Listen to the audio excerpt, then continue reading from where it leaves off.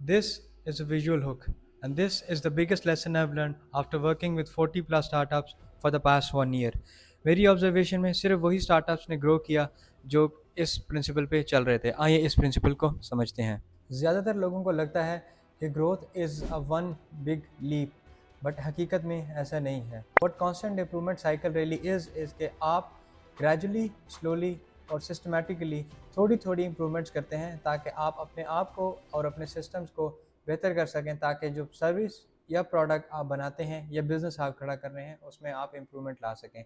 इसको अगर समझना है तो हम इसको इस डिटेल ग्राफ से समझते हैं। इस चीज़ को समझने के लिए हमें PDCA साइकिल या plan, do, check and act approach को भी समझना होगा। और इस मेथोडोलॉजी को 4 मेन पार्ट्स में डिवाइड करते हैं। The first one is plan.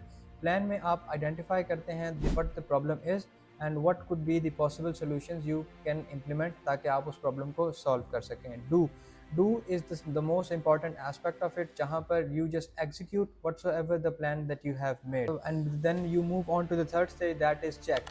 Check stage को आपने समझना है तो आप इसको एवेलुएशन का स्टेज भी समझ सकते हैं, जहाँ पर जो डाटा आपके पास एग्जिस्टिंग आया है आफ्टर इम्प्लीमेंटिंग द सोल्यूशन, आप उसको एवेलुएट कर सकते हैं कि क्या ये आपको डिज़ायर्ड रिजल्ट्स दे रहा है या नहीं।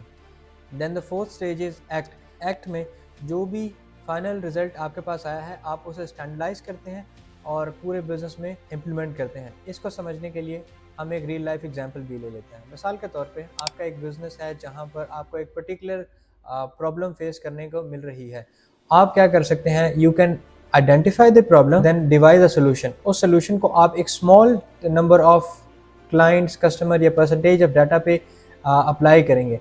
उसके बाद जो उस इम्प्लीमेंटेशन के बाद जो डाटा आपके पास आएगा, उस डाटा को आपने एवेलुएट करना है इन द चेक स्टेज के क्या इससे हमारा प्रॉब्लम सॉल्व हो रहा है या नहीं।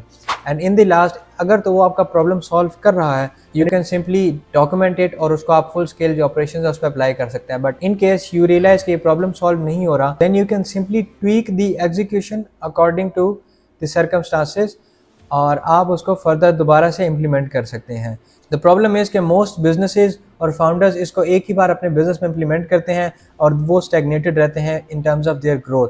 But this is a constant approach. ये एक लूप है जिसमें आप बार बार अपने बिजनेस को, अपने प्रोडक्ट को, अपनी सर्विस को, अपने प्रोसेसेस को घुमाते रहेंगे ताकि आप अपनी सर्विसेज को बेहतर से बेहतर कर सकें।